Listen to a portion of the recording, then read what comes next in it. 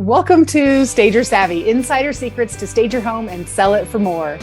My name is Stephanie. This is the podcast where we bring you the latest tips, tricks, and expert insights from the world of professional staging. And I'm joined by my friend and fellow staging expert, Kandice. Hi, everyone. We may be competitors in the Denver market, but we believe in abundance and collaboration over competition, and we're here to share our collective knowledge with you. So sit back, relax, and get ready to learn from the experts. This is Stager Savvy.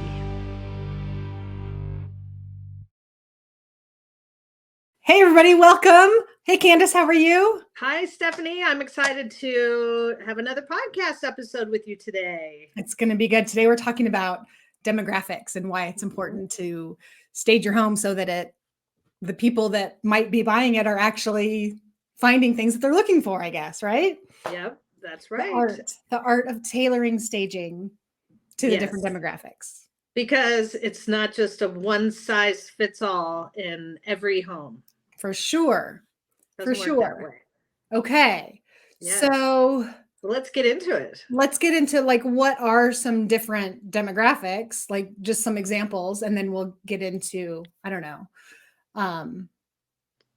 We have our little outline. How to stage for those. Yeah. So it can be, I mean, I know in a class that I teach, it's mostly demographics. We talk different ages. So we've got the millennials and we've got the Gen X's and we've got the boomers and we've got the silent generation. And they're all looking for silent generation. They're the ones that are older than the boomers. As in they're like our 80 to 90-year-olds. Seniors? Can we call them seniors? Yes. Well, I mean, boomers like the silent generation. What is that? I don't know why they're called that. I don't either. But boomers are kind of seniors too. Well, they're getting there. Yeah, for sure. They're in their 60s. I was going to say, isn't the youngest? I think my mom is on the youngest end of the boomers. And I don't know. It doesn't matter. It doesn't matter. Yeah. But it doesn't matter. It is important which of those age groups you're staging for. Right, because Grandma Sally is looking for something different than the young techie single kid buying his first house, right? For sure, yes. So we got to show them different things when we're staging. Yeah. Yeah. Okay. A lot of staging companies will kind of do just a one look fits all homes, which is not how I work. And I don't know about you, Stephanie, but I definitely take into consideration who is my target buyer, and then I stage for that target buyer, because like you said, it's not a one size fits all, and the millennials don't want what Grandma Sally has. Right. Oh, for sure. So, yeah. And I came across that in the staging I did. Like I feel like it was a home that a millennial would be looking for. But unfortunately, it had cherry wood floors, and they just kept saying, this feels like grandma's floor. But like the rest of the house was very updated and very hip and cool and fabulous. And it was in a great neighborhood. But the feedback was the floors were, but they didn't want to do anything with the floors because they were beautiful, but they're older. So they're seeing those things, they're noticing those things, and they have those feelings like, no, that looks like grandma's. I don't want that. Yeah. So we have to pay attention to all those things. It is also very important for us. Yeah. So besides age, also income, like we're going to stage a luxury home differently than we're going to stage definitely moderate home, whatever. Yes. Family size matters, I suppose. It does. And what ages the kids are, that matters too. For sure. A child's room. If you stage a child's room for a family with young kids, boy, that emotion, they definitely will attach to that property more so than if it was just a vacant room. So that's a good example of that. Yep. Okay. And the preferences. Diverse demographics, people's, maybe we should just skip over that piece. I don't know where we are. Yeah. Okay. Oh, I see. Yeah. Yeah, how to cater and style. I mean, it's design preferences, I would say we're not really giving a hoot about, because it's not about the design preference of the seller or really the buyer. It's more of a neutral palette that any buyer might like. So we're not gearing True. towards a specific True. anything. I don't know. But I will say, for the young, techie, millennial buyers, they seem to like a more trendier style, More so modern. that when it comes to staging, a downtown townhouse or something like that, the staging is going to be a little bit more on that trendier look, because that's what they're wanting. Whereas seniors, they're not really wanting a trendy look. They're really more wanting a classic look, or Right. more They of a want more traditional traditional. look. Mhm. So those things we have to take into consideration as well. And for those millennials, they're so tech savvy that they would love it if it had, all the different technological things in their house, like a Nest thermostat and Right. you USB know ports in the kitchen on the island, and all all the of that. kinds of things, like I don't know, Smartphone enabled lights and all of that kind of fixtures. stuff. Absolutely, yes. Yep. Whereas the seniors, again, they don't care about that. They don't use their phones as much, and that's hard for them to work out. So Right. they don't need those things like the millennial group does. I would say millennials too, like they're going to want a place for their TV. A lot of times if we have a living For room, we sure. might not put a TV in there. Yep. But if it's a place that a millennial might want, then we probably need to think about putting a TV in there, because they're going to want to know show where them. it fits. Absolutely. If they can't see where their TV is going to go, that might be a turnoff for them, because they want their big screen TV hung on the wall somewhere, and we got to kind of show them where. Good point. Yep.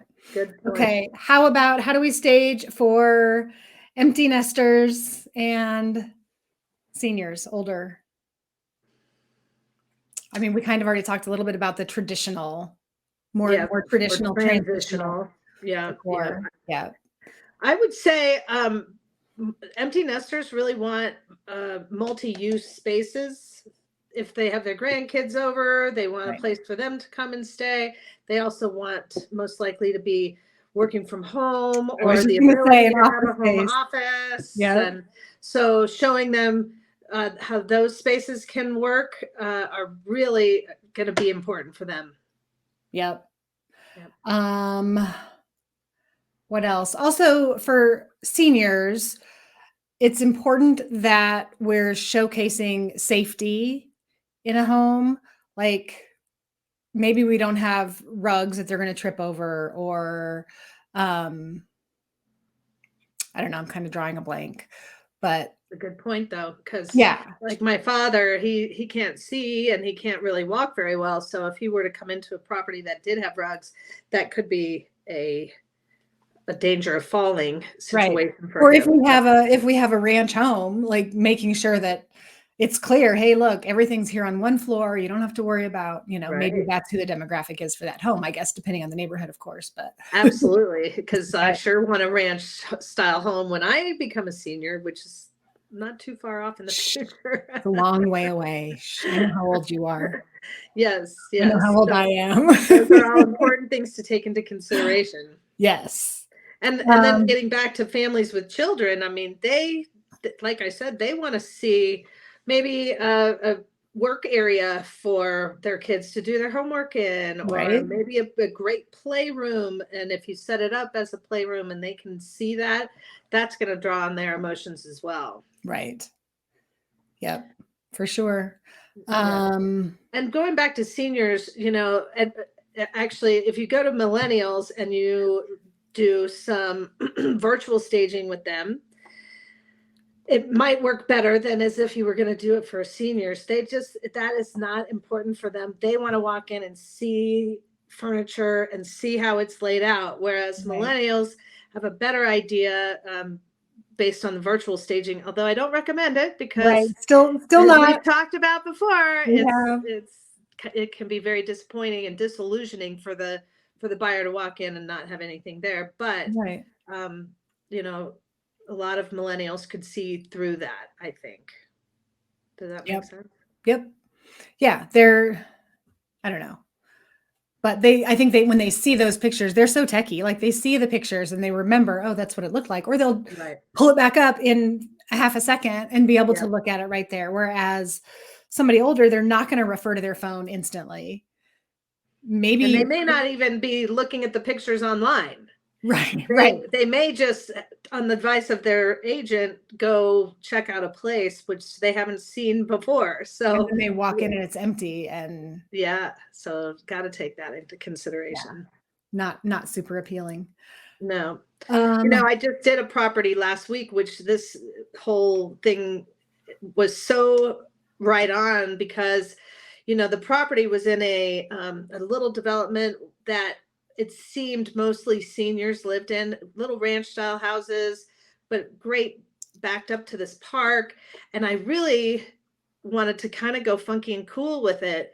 But I had to remind myself that the buyer demographic of those homes is older individuals, most likely seniors. So I had to change my design in my mind to work more for the senior population than for a younger population. And it turned out great. And it went under contract the first weekend for what they wanted, which was a miracle. So that's really important, especially if you're looking at a stager or if they're considering hiring a stager and you want to go through their portfolio. I recommend it because not all stagers are equal in that. Some have a look, some, like I base my business on the demographic of the buyer. Right.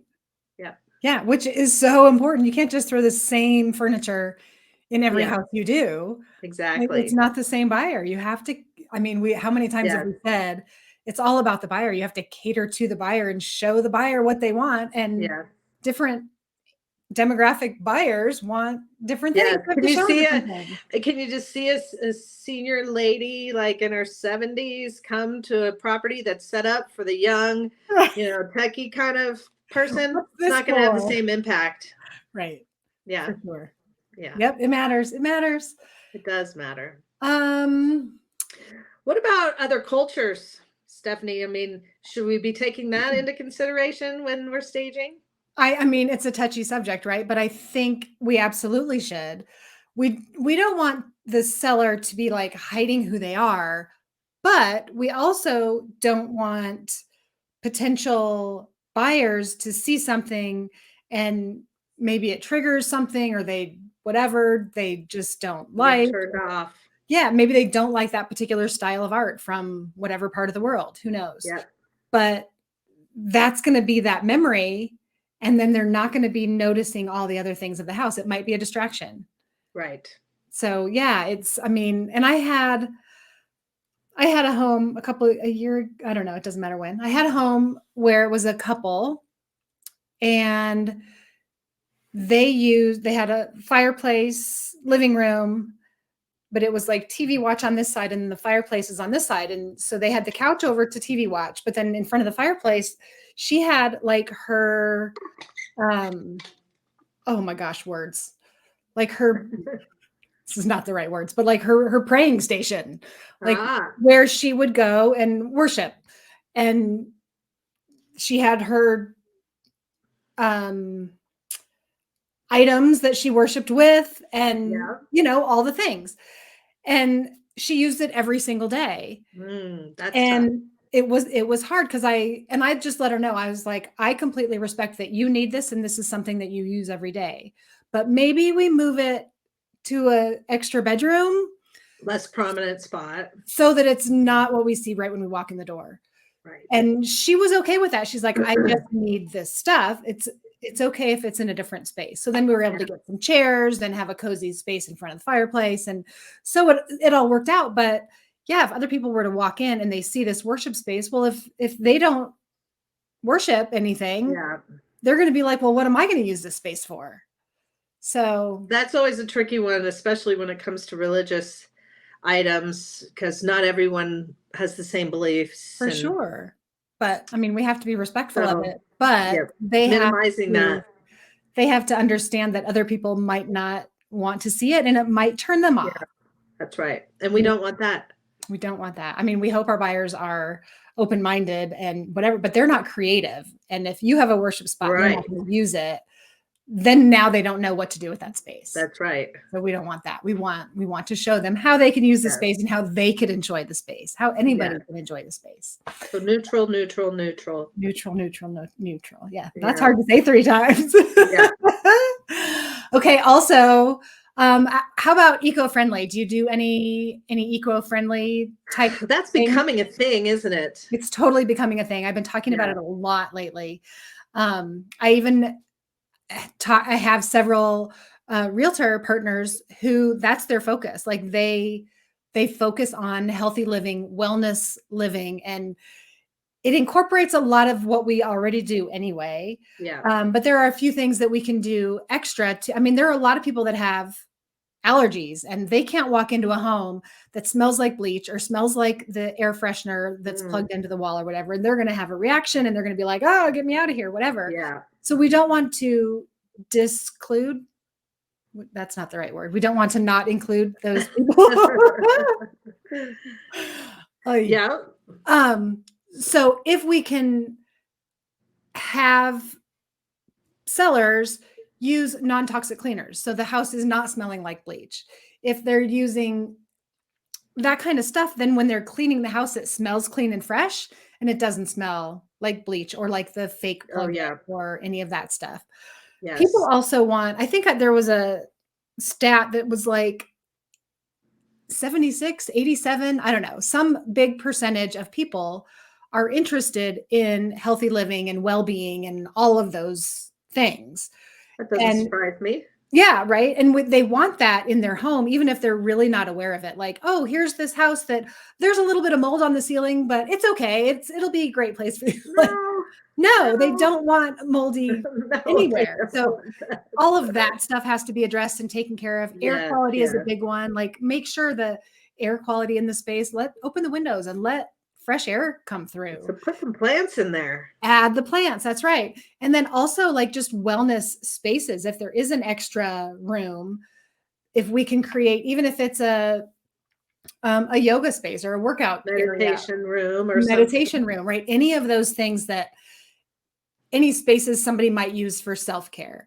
And it doesn't even necessarily have to be a whole room. It could be a corner where there's a chaise lounge and a fluffy blanket and a pillow and a little table with a candle, natural candle, and maybe a water feature and a plant, like things so that it's a corner where you can go to have a better peace of mind. And people will see that and they're like, oh my God. I mean, like that really resonates with their emotions because like I said, even if they don't know that they're looking for that wellness space, people gravitate to it and they realize that is something they want once they see it.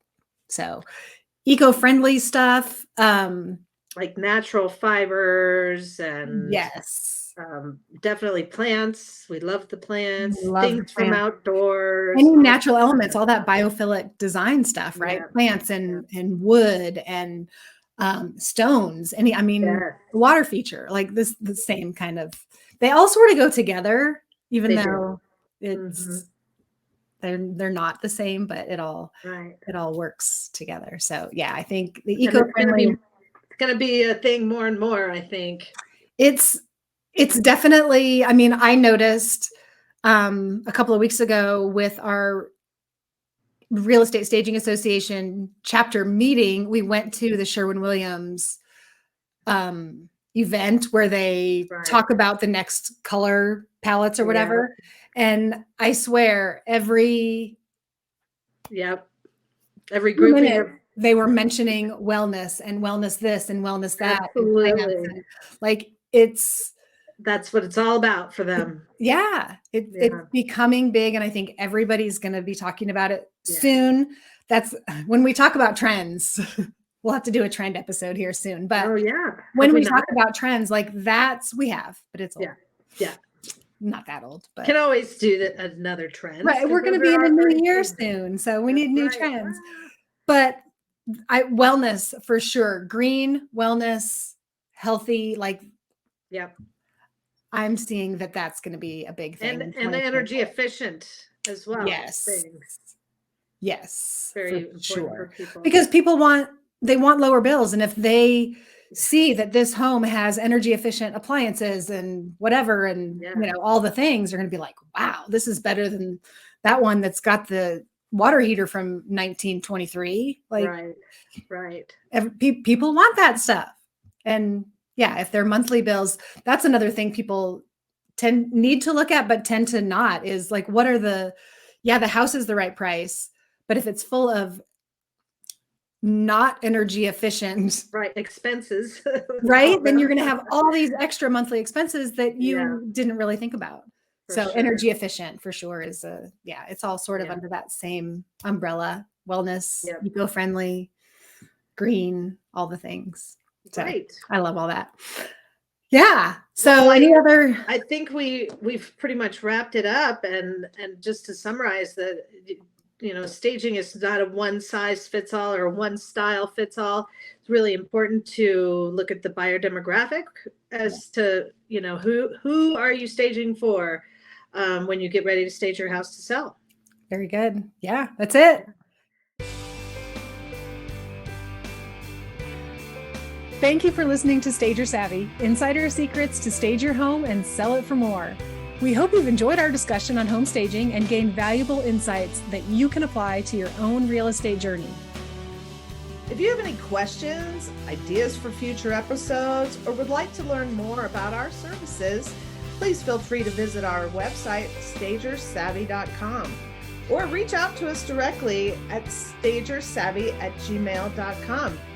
We're always here to help. Don't forget to subscribe to our podcast to stay up to date on the latest episodes. And if you enjoyed this episode, please leave us a review. Your feedback is incredibly valuable to us and helps us improve our content and reach more people. Thanks for tuning in. We'll see you next time.